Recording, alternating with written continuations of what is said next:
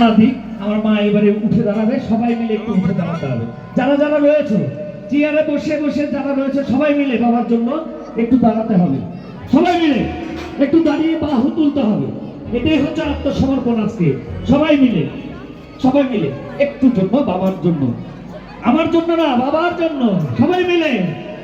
অহংকার করে হবে না মা, চারজনে কাঁধে করে বল হরি বল বলতে বলতে কিন্তু শ্মশানেই নিয়ে যাবে, সেদিন কিন্তু আর এই দেহ থাকবে না। তাই সবাই মিলে নাচে বাউল নাচে